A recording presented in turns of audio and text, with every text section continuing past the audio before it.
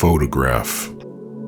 It immortalizes moments in life, capturing fragments of time and preserving them for eternity. It's almost a magical act, freezing the ephemeral in a form we can hold, revisit, and reflect upon. I think we often take for granted the marvel of our ability to capture moments at will.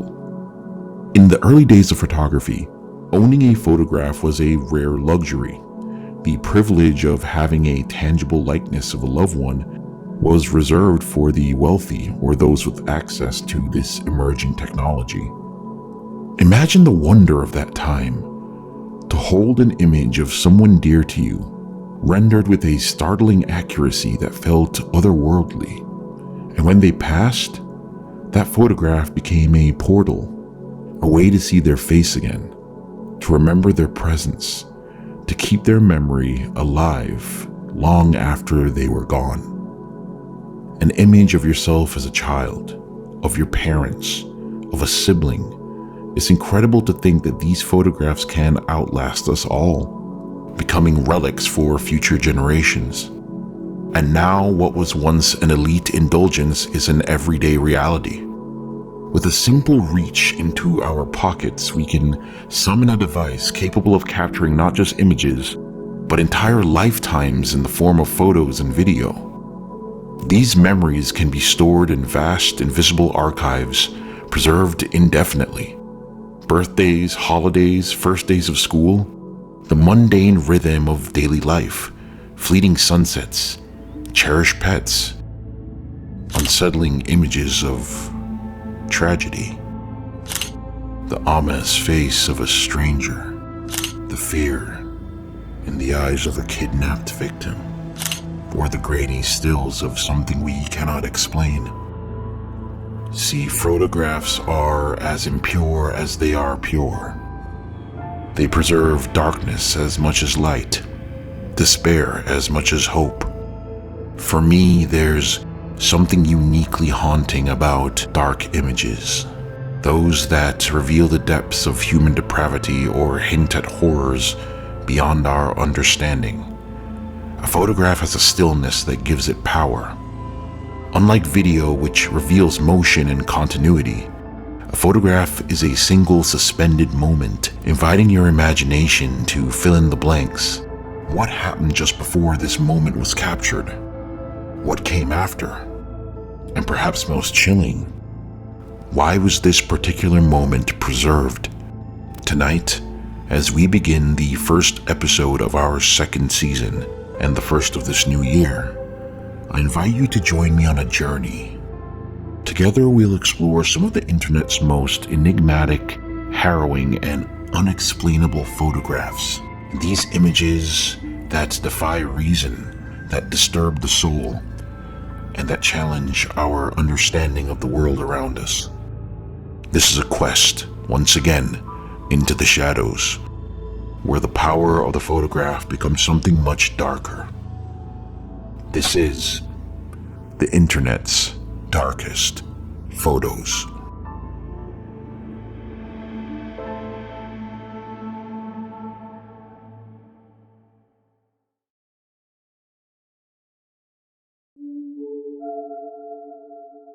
In the quiet city of Nizhny Novgorod, nestled along the banks of the Volga River, a chilling discovery shattered the community's peace in November of 2011.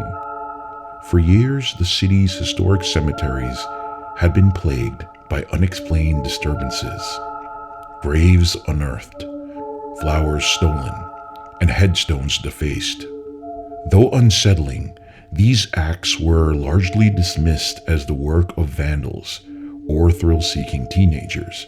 But when police finally followed the trail of desecrations to a modest apartment on a quiet residential street, they stumbled upon a scene that defied comprehension and uncovered one of the most macabre cases in modern history.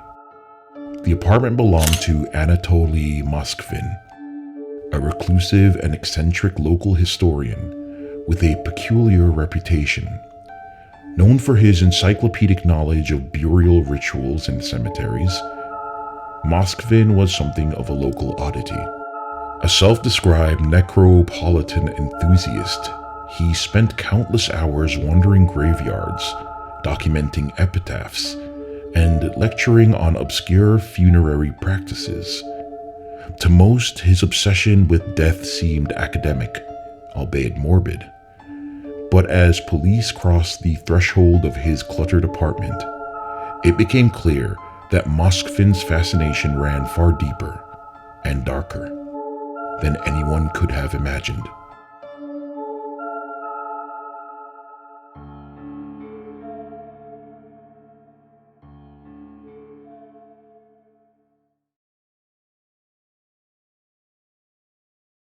Born on September 1st, 1966 in Nizhny Novgorod, Moskvin was a precocious and intellectually gifted child.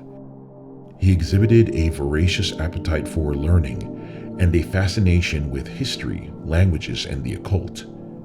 By his teenage years, Moskvin had mastered over a dozen languages and developed an encyclopedic knowledge of world burial practices. Even as a young boy, Moskvin's interests gravitated towards the morbid. While other children often played games or explored hobbies, Moskvin immersed himself in books about ancient rituals, cemeteries, and death customs from cultures around the globe. Teachers were often awestruck by his ability to retain and recite intricate details about historical events and rituals. Yet his peers found his macabre interests unsettling, which only deepened his isolation. His early life was marked, though, by a defining trauma. At the age of 13, Moskvin experienced an event that he would later describe as formative and haunting. A group of older men forced him to attend the funeral of an 11-year-old girl named Natalia Petrova. During the ceremony, Moskvin was made to kiss the girl's corpse, a moment that seared itself into his psyche. He would later describe the experience as being one that both terrified and fascinated him, sparking what he called a spiritual connection to the dead and a lifelong obsession with death and the preservation of innocence. Following this incident, Moskvin became increasingly withdrawn, retreating into a world of books, folklore, and solitary exploration of cemeteries. He began to spend hours, even days, wandering graveyards, studying tombstones, and pondering the lives of those buried beneath. These excursions, he claimed, were not merely academic, but deeply personal. He believed that cemeteries were sacred spaces where he could connect with the dead on a spiritual level, a belief that only grew stronger over time. As an adult, Moskvin pursued a career in academia, becoming a respected historian specializing in Celtic history, linguistics, and funeral rites. His brilliance earned him accolades within academic circles, where he published extensively on esoteric subjects, from ancient burial customs to pagan rituals. He became a sought-after lecturer, captivating audiences with his deep knowledge and passion for arcane topics. In 2005, Oleg Ryabov, a fellow academic and publisher, commissioned Moskvin to summarize and list the dead in more than 700 cemeteries in 40 regions of Nizhny Novgorod Oblast. Moskvin claimed that over the next 2 years, he had gone on foot to inspect 750 cemeteries across the region, walking up to 30 kilometers a day. That's 18 miles. During these travels, he drank from puddles, spent nights in haystacks and abandoned farms, or slept in the cemeteries themselves, even going so far to spend a night in a coffin being prepared for a funeral. On his extensive travels, Moskvin was sometimes questioned by police on the suspicion of vandalism and theft, but he was never arrested or detained after stating his academic credentials and purpose. Moskvin would soon develop an incredible fascination with dolls. He would keep many life-size dolls in his apartment, which he shared with his parents. These dolls were uncanny, strange, like no other doll anyone has ever seen. His parents were disturbed by them, but though they saw them every day, they never realized the truth. This photograph is of one of Moskvin's dolls, but there is a unbelievably horrid and dark secret behind this photo. This is not a doll. In fact, none of his dolls were dolls. This is the photo of a mummified corpse, one that Moskvin dug up from a cemetery, mummified and made to look up like a doll. This was his dark and macabre fascination, exhuming bodies to add to his sick collection of mummies, which he passed off as dolls. In total, Moskvin exhumed the bodies of 26 girls and women, all between the ages of 3 and 29. Moskvin was arrested on November 2nd, 2011 by police investigating a spate of grave desecrations in cemeteries. Video released by the police shows the bodies seated on shelves and sofas in small rooms full of books, papers, and general clutter. Although only 26 bodies were discovered in his home, Moskvin was suspected of desecrating as many as 150 graves. After police found numerous grave accoutrements such as metal nameplates removed from headstones, police also discovered instructions for making the dolls, maps of cemeteries in the region, and a collection of photographs and videos depicting open graves and disinterred bodies, though none of this evidence would be conclusively connected to any of the bodies found in the apartment. Moskvin actively cooperated with investigators and claimed he made the dolls over the course of 10 years. His parents, who were away for large portions of the year, were completely unaware of his activities.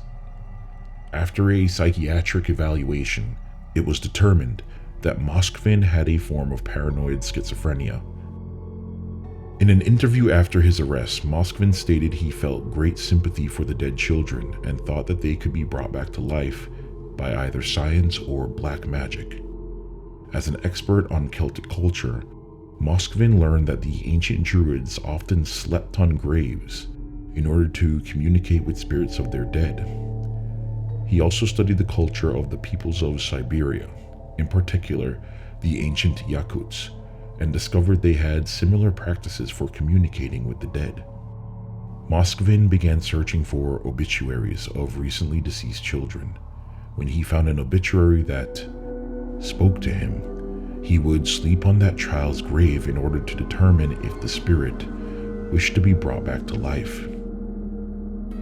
Moskvin was fully aware that he was committing crimes, but felt the dead children were calling out to be rescued, and believed that rescuing the children was more important than obeying the law.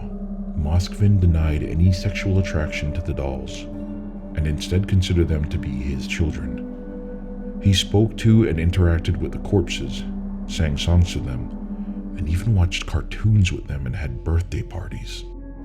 Anatoly Moskvin remains alive to this day, moving between psychiatric facilities as he undergoes ongoing treatment for severe mental illness.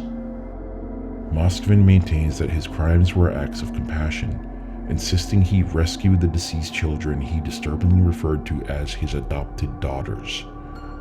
His unrepentant demeanor and inability to comprehend the profound violation of his actions revealed a harrowing detachment from reality. The photograph of one of Moskvin's so-called adopted daughters captures a dark image that will live on forever, a chilling reminder of the depths of his depravity. In this single frame, the macabre mockery of death is preserved for eternity, ensuring that the grotesque tableau he created will never fade from memory, the image forever etched in digital perpetuity. It is an unsettling symbol of how photographs can immortalize the darkest aspects of human obsession, ensuring that this disturbing legacy endures across time.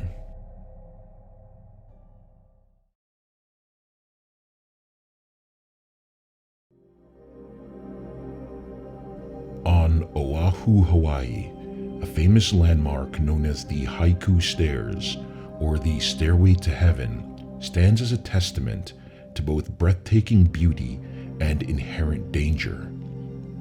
Also called the Haiku Ladder, this steep steel staircase was originally constructed to provide pedestrian access to U.S. Navy communication facilities during World War II.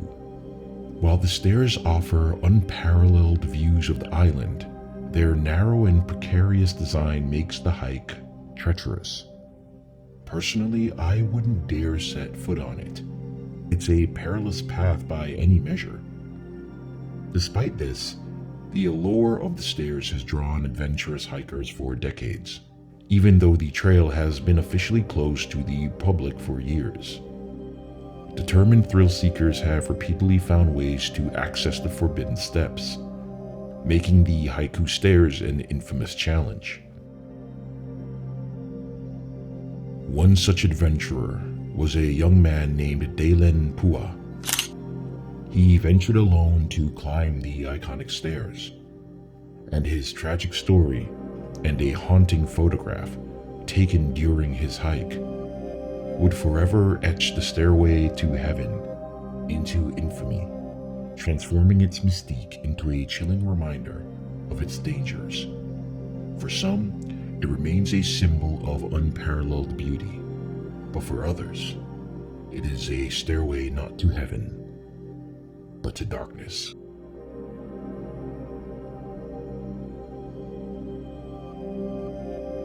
Perched on the lush, dramatic cliffs of Oahu, Hawaii, the Haiku Stairs is a marvel of human engineering shrouded in mystery, allure, and danger. This nearly 4,000-step steel structure was originally constructed during World War II to provide access to a top-secret U.S. Navy communication facility. The facility, located at the summit of the mountain, a peak standing over 2,800 feet above sea level, played a critical role in wartime communications. Using powerful radio transmissions, the station was able to send signals across the vast expanse of the Pacific Ocean, supporting naval operations during a pivotal time in history. Constructed from wood initially, and later reinforced with galvanized steel, the stairway zigzags up the rugged cliffs, offering both a functional pathway and a breathtaking view of Oahu's emerald valleys. At the time, it represented a feat of ingenuity. However, as time passed, the facility's strategic importance waned. The communication station was decommissioned in the 1950s. The stairs, left behind, became a relic of the past, yet their towering presence and panoramic vistas drew the attention of adventure seekers. See, the Haiku Stairs are as treacherous as they are captivating, a paradox that has made them infamous among thrill seekers and adventure enthusiasts. The nearly vertical incline of this ladder-like structure, combined with its narrow, uneven steps and exposed sections clinging to the edge of the sheer cliffs, creates a heart-stopping experience for those daring enough to attempt the climb. Each step requires precise footing and unwavering focus, as a single misstep could lead to catastrophe. The absence of handrails in some sections and the staggering drop-offs make even the most seasoned hikers pause. Over time, Hawaii's humid tropical climate has inflicted considerable damage on the structure. The steel has corroded, sections of the staircase have loosened, and the weathered steps are now uneven and treacherously slick. Rainstorms frequently lash the region, leaving these stairs slippery and hazardous. In some places, gaps in the steps force hikers to carefully maneuver over open spaces, amplifying the risk. High winds are another challenge, as gusts whip through the exposed ridgeline, making it difficult to maintain balance. The danger is not just physical but mental, as the sheer altitude and exposure to the elements can induce vertigo and test the nerve of even the bravest climbers. Reaching the base of the Haiku Stairs, the beginning of the hike, is also no small feat. Since the site has been officially closed to the public for years, hikers must navigate through dense vegetation, rugged terrain, and occasionally trespass onto private property just to begin the ascent.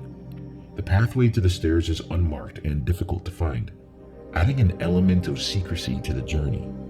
Security personnel and law enforcement also patrol the area sporadically, creating an additional challenge for those attempting the climb. Despite these dangers, the allure of the Haiku Stairs remains undeniable. The promise of the views, the adrenaline rush of conquering a forbidden climb, and the romanticized allure of the Stairway to Heaven continue to draw adventurers from around the world. One such adventurer, Dalen Pua, turned the already infamous Haiku Stairs into the subject of even greater intrigue and tragedy. Dalen, a 17-year-old from Waini, Hawaii, is now remembered as a haunting cautionary tale, a stark reminder of the dangers of seeking adventure in forbidden places. On February 27, 2015, he set out to climb the notorious stairs. Despite its official closure, equipped with little more than a smartphone and a sense of wonder, Dalen began his ascent of the steep, deteriorating stairs. The weather that day was ominous, with overcast skies and intermittent rain, a recipe for disaster on the hazardous rusting structure. Before setting out, Dalen told his grandmother that he planned to hike the Moanalua Valley Trail. However, partway through the day, he texted her to reveal a change of plans. He was going to attempt the climb of the Haiku Stairs. You see, that would be the last time that Dalen would ever directly talk to someone, because on that day, Dalen vanished. Despite extensive search and rescue efforts, no trace of him has ever been found. Yet one eerie clue remains: a photograph he sent to his family shortly before he disappeared. This single image offers a cryptic glimpse into his final moments. The photograph shows a steep incline of the mountainous areas surrounding the stairs. Verdant greenery and misty ridgelines fill the frame, a snapshot of the lush, picturesque setting. But amidst the natural beauty lies something unsettling. Near the center of the image is a dark, crouched figure, partially obscured by the brush. The silhouette, shrouded in mystery, appears human, possibly dressed in black, and seems to be watching Dalen from a distance. Speculation surrounding the figure has run rampant. Was it another hiker? A trespasser lurking in the area? Or something more sinister? The blurred and indistinct shape has only deepened the enigma of Dalen's disappearance.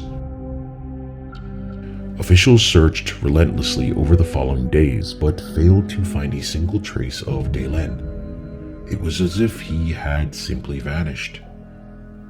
Authorities concluded that due to the treacherous and unstable nature of the Haiku Stairs, Dalen likely fell to his death at some point during the hike. The area, after all, was officially closed and marked as hazardous to the public, making such an accident a grim but plausible explanation. However, the haunting possibility of foul play lingers. If Dalen was alone on the Forbidden Trail, a place known for its isolation and inaccessibility, it opens the door to sinister theories. What if someone with malicious intent had been lurking in that area, perhaps having followed him up the trail to the start of the hike? The figure captured in this final photograph fuels speculation of a darker fate, as nefarious scenarios such as kidnapping or murder seem disturbingly viable. Police examined the photo Dalen sent to his family, but the grainy image has offered no definitive answers. If the shadowy figure in the picture is indeed a person, authorities have stated that they would indeed be a person of interest. Again, despite the exhaustive search efforts, not a single shred of evidence, no clothing, no equipment, no remains, has ever been recovered.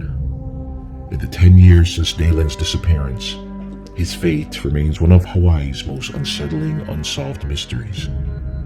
The haunting photograph he left behind stands as his final communication, a cryptic and unnerving glimpse into his final moments.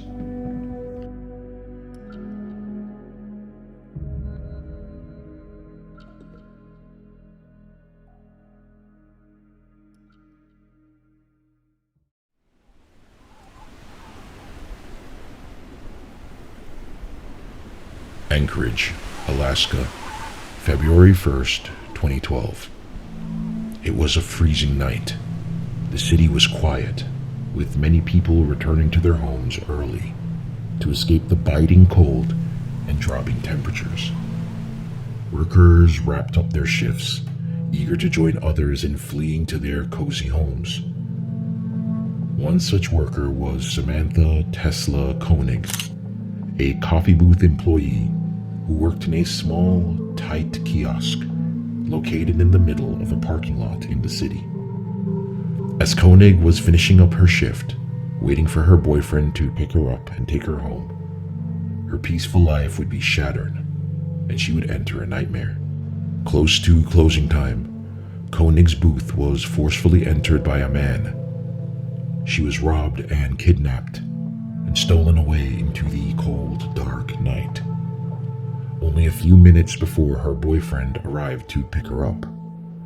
The days that followed for her were brutal and horrifying, and a single photograph linked to the case would end up haunting the world for years to come. Koenig's kidnapper, murderer, and the person who took this infamous photograph was a serial killer by the name of Israel Keyes.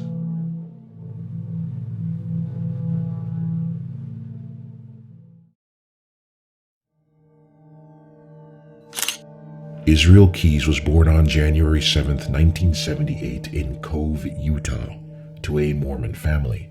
They frequently moved, living in several isolated rural areas during his formative years. The constant relocation was a hallmark of his childhood, and it created a sense of instability in his early life. These frequent moves often left him disconnected from peers, which likely fueled his feelings of isolation and his later reclusive tendencies. His childhood was steeped in the values of the LDS Church, but these religious teachings did not appear to instill the empathy or moral structure that might have been expected. Instead, Keyes' early years were marked by a subtle undercurrent of rebellion against authority, which would later manifest in violent and antisocial behavior. As he entered his teenage years, signs of more troubling behavior began to emerge. Though he was never diagnosed with any specific psychological condition during his youth, he exhibited characteristics that were concerning in hindsight.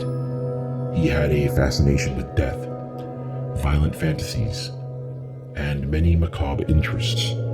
His isolation, combined with a lack of proper social development, led him to nurture these dark thoughts that he had in private.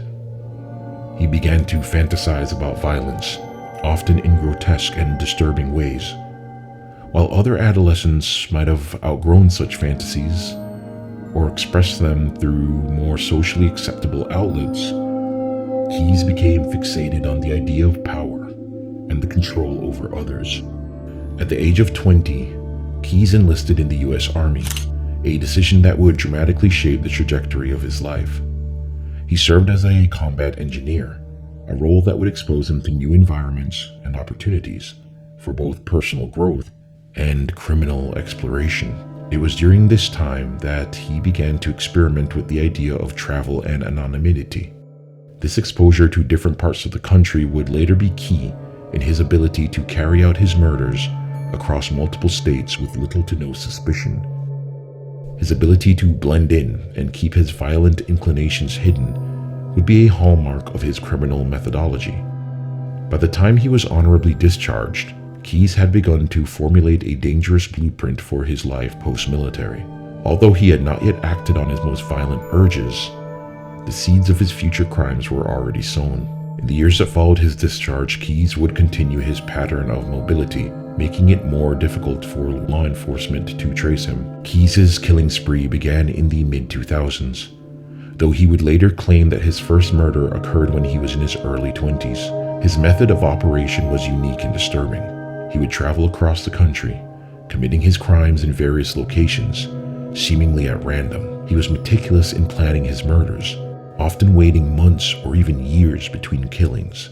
He would sometimes bury what he would call murder kits, containers filled with tools such as guns, ropes, and other necessary items for his crimes in remote locations all across the US.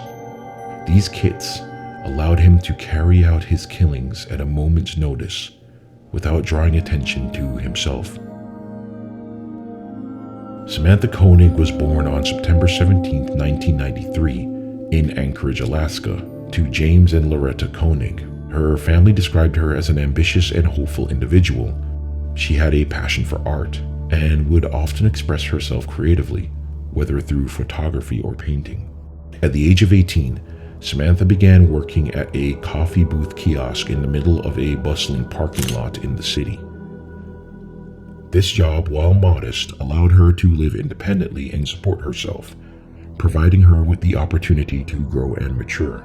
The coffee booth was small and tucked away, but it gave her a sense of autonomy, as she worked long hours and often stayed until late in the evening, enjoying the alone time. Samantha was well liked by her customers and co-workers alike.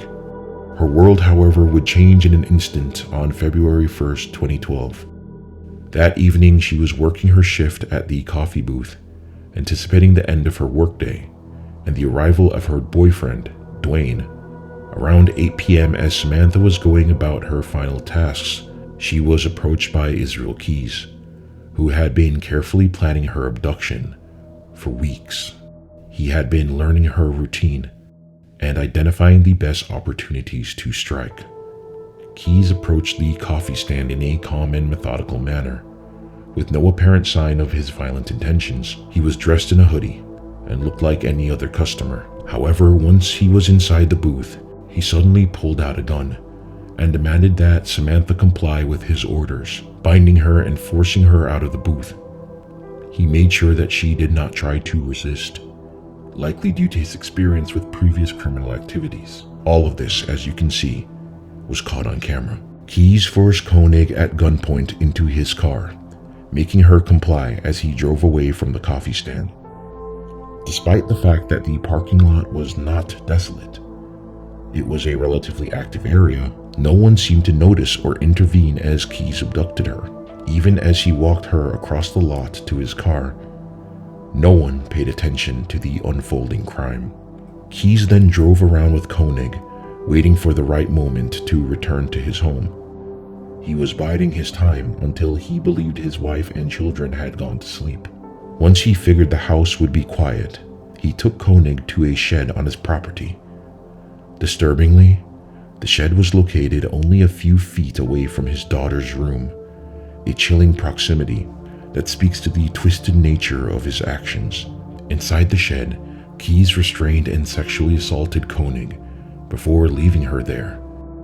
In a particularly dark turn, the next day he went on a family cruise, abandoning his captive in the shed in the cold winter while he went about his life with his loved ones. All the while, Koenig's boyfriend Dwayne and her father James were frantically searching for any sign of her. Dwayne, who had been on his way to pick her up that night, was devastated when he arrived at the coffee stand, only to find it empty and damaged. He quickly realized that something was horribly wrong, and with the help of local authorities, launched an immediate search for her. But desperation set in as hours passed without any leads. Keyes eventually returned from his vacation. All the while, Keyes was committing unspeakable atrocities against Samantha. What came next was an act of chilling cruelty and calculated deception. Keyes made the horrifying decision to stage a photograph of Samantha, which he then sent to her family and law enforcement. The image showed Samantha to be alive. Keyes held a newspaper in the frame with a date that seemed to prove the photo had been taken recently. Alongside the photograph, Keyes demanded a ransom of $30,000 for Samantha's safe return. However, this image was a sinister fabrication, because Samantha Koenig was not alive when this photograph was taken.